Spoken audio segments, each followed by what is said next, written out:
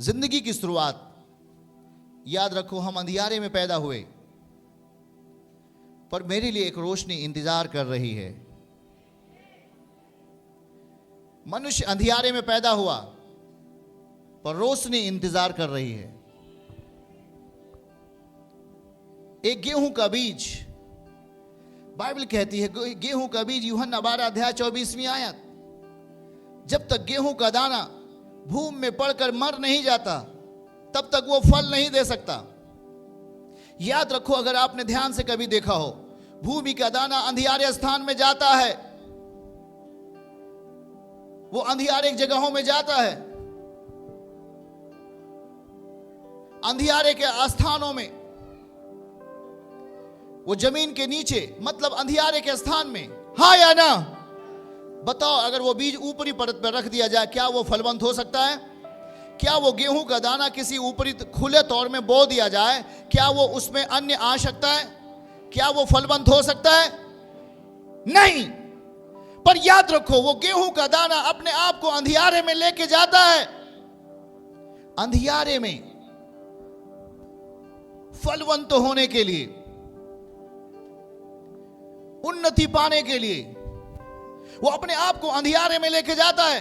उसको मालूम है कि मैं अभी अपने आप को अंधियारे में लेके गया हूं, मेरे लिए रोशनी इंतजार कर रही है।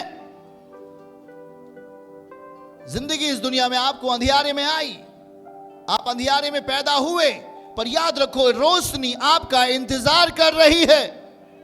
एक बड़ा उजियाला आपका इंतजार कर रहा है। वो गेहूं का दाना कहता, जब तक, पढ़िए उसको, यूहन्ना 12:24 हम पढ़ेंगे।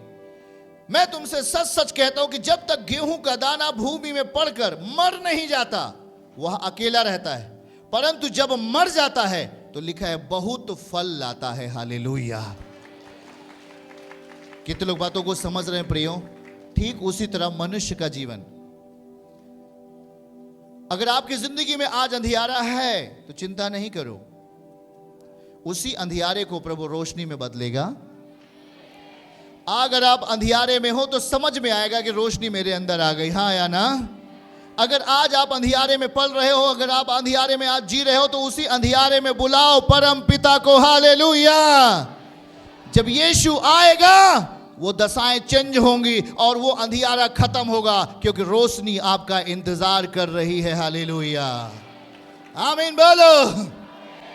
एक संतान, जब एक बहन संतान को जन्म देती है, याद रखो कि जन्म देने के पहले उसे दर्द का सामना करना पड़ता है, उसे समस्याओं का सामना करना पड़ता है। उस वचन को दिखाइएगा जरा।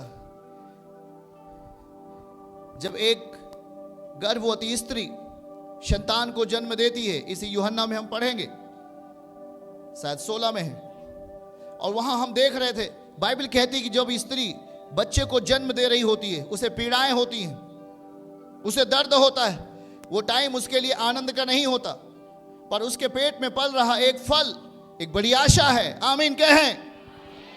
यूहन्ना 16 अध्याय के 21वीं आयत में, जब स्त्री, वचन में लिखा है, जब एक स्त्री जनने लगती है, अर्थात एक बच्चे को जब जन्म दे रही होती है, तो उसको शोक होता है, उसको दर्द होता है, उसको पीड़ा होती है, क्योंकि उसकी दुख की घड़ी आ पहुंची है। परंतु जब वह बालक को जन्म दे चुकी, तो इस आनंद से कि जगत में एक मनुष्य उत्पन्न हुआ, वह उस संकट को फिर याद नहीं करती है। हालेलुया। वो याद नहीं करती है। इसका अर्थ प्रभु समझा रहे थे। परिणाम उसके गर्भ में था। आमीन। परिणाम उसके गर्भ में था, प्रतिफल उसके गर्भ में था, पर गर्भ में रहेगा केवल ये परिणाम नहीं, पर जब तक वो गर्भ से बाहर नहीं आता, जब तक वो गर्भ से बाहर नहीं आएगा, परिणाम का सही मतलब नहीं होता। क्योंकि जब तक बच्चा जन्म नहीं ले लेता, मत मानो कि वो सही है। हाँ या ना? जब तक वो बच्चा इस दुनिया में आ नहीं जाता, तब तक ये मत मानो कि वो सही है। एक परिणाम उसके पेट में आता है, गर्भ में आता है, पर जब वो इस दुनिया में आता है, आते वक्त उस स्त्री को शोक होता है। क्या होता है? उसे दर्द का सामना करना पड़ता है, उसे पीड़ाओं का सामना करना पड़ता है। वो अपने दर्द के कारण कराहती है वो बहन, वो स्त्री, यही बाइबल समझा रही है कि वो कराहती है, वो चिल्लाती है, वो कराहती है क्योंकि उसे दर्द होता है। पर दूसरी तरफ एक परिणाम शायद वो दिखाई नहीं दे रहा था, एक परिणाम अब उसके सामने आने वाला है, एक दिखने वाला परिणाम। आमीन बोलो, ओ बोलो बोलो, एक दिखने वाला परिणाम, एक दिखने वाला प्रतिफल। जब वो सामने आता है तो उसके पहले उस स्त्री को क्या होता है? दर्द। उस स्त्री को दर्द का सामना करना पड़ता है। बाइबल की भाषा में लिखा है शोक। वो शोक करती है, वो शोक, उस समय शोक रहता है उसे, उस समय उसे दुख होता है, उस समय उसे दुख होता है। पर याद रखो, जैसी वो बच्चे को दुख में जन्म देती है, जैसी वो अपने गर्भ से उस बच्चे को बाहर आते हुए देखती है और उसके हाथों में होता है, वो एक परिणाम होता है। आमीन बोलो, हालेलुया।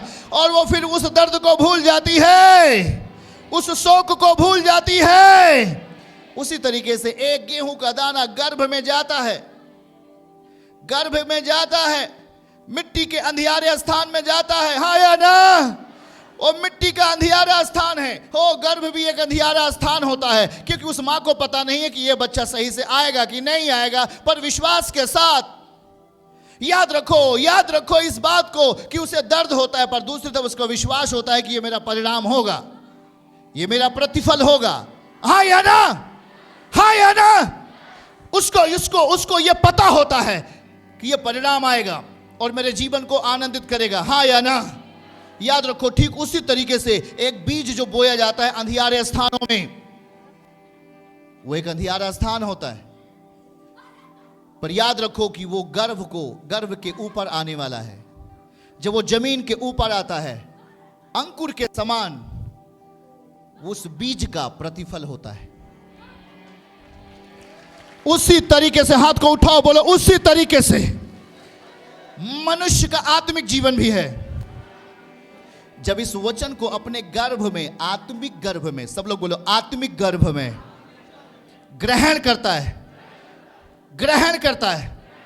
हर एक के अंदर एक आत्मिक गर्भ है। विश्वास करने वाले आत्मिक गर्भ में हैं। ओ अपने आत्मिक गर्भ में किस बात को लाओ? वचन को। किस बात को लाओ? किस बात को?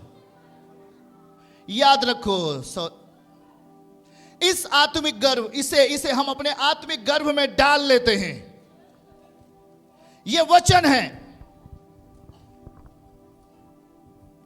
इसे हम अपने अंदर आत्मिक गर्भ में डाल लेते हैं, यह भी पैदा होगा।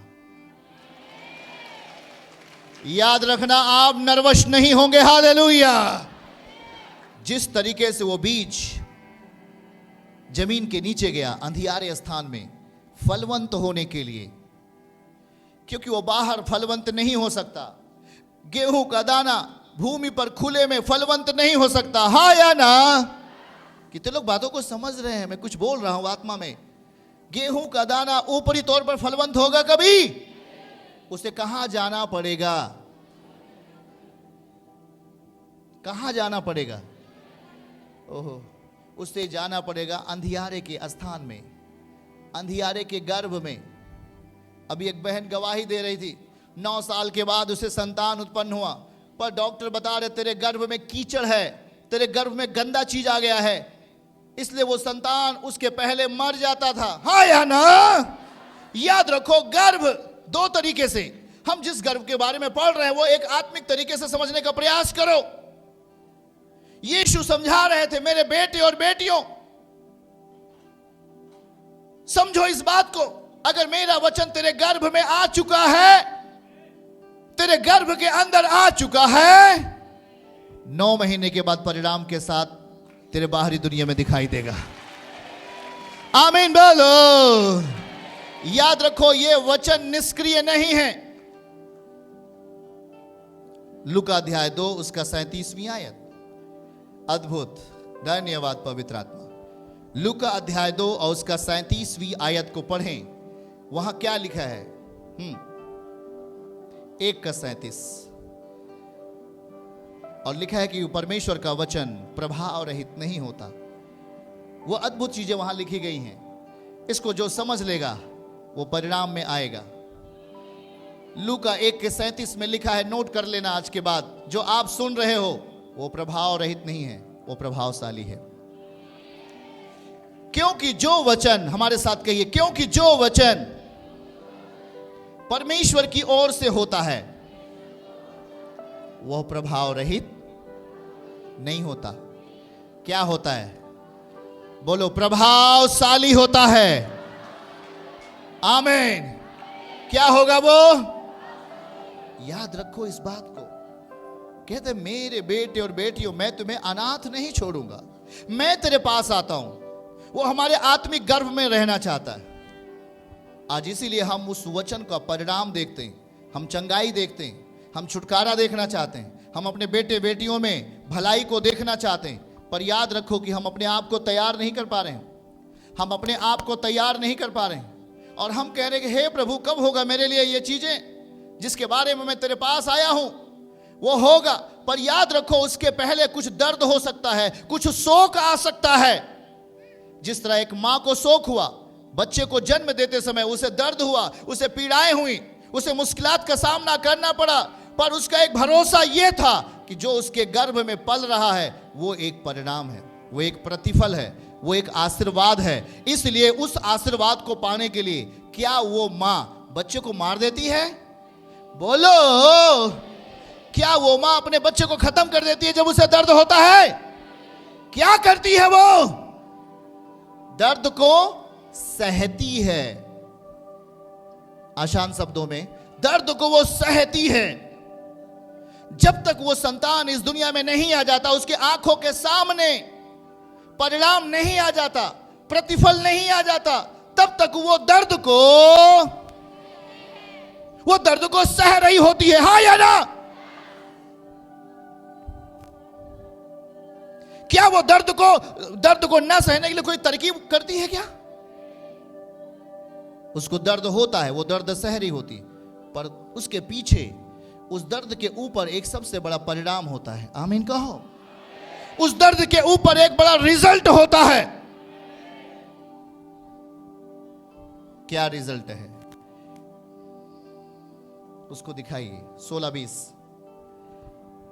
अगर शोक है तो क्या है? 16:20, यूहन्ना 16:20 में अगर हम पढ़ें तो क्या लिखा हुआ है?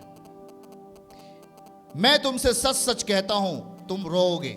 ये टाइम होता है कुछ पल का कि इंसान दर्द होता है और रोता है, विलाप करोगे, परंतु संसार आनंद करेगा, क्योंकि उस टाइम आप गर्भ के अंदर हो।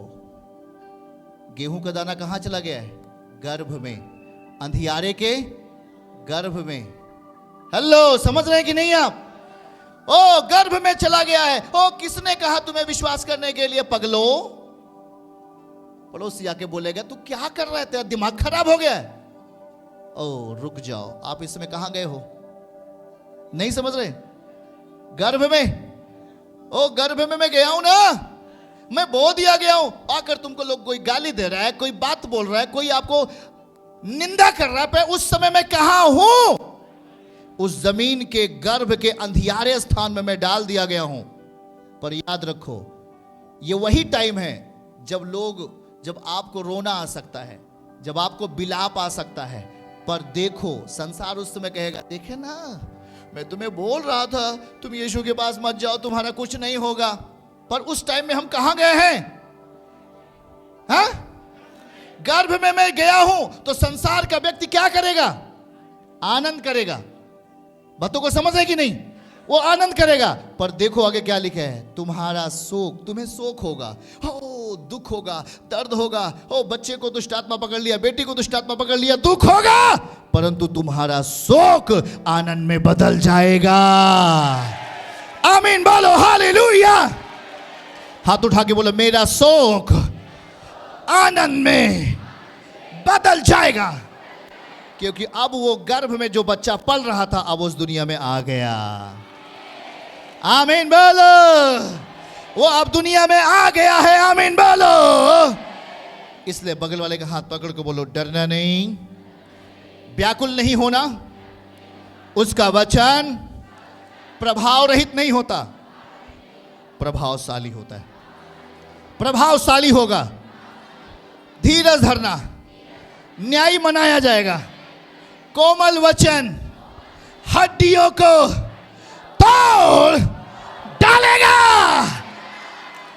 आपके लिए प्रतिफल आ रहा है यीशु मसीह के नाम में। हालेलुया। आपके लिए रिजल्ट आ रहा है यीशु मसीह के नाम में। आमीन बोलो। याद रखो, ये वही समय है। आप गर्भ के नीचे जैसे जाओगे, वो बच्चा जब गर्भ में था शायद उसे दुख था।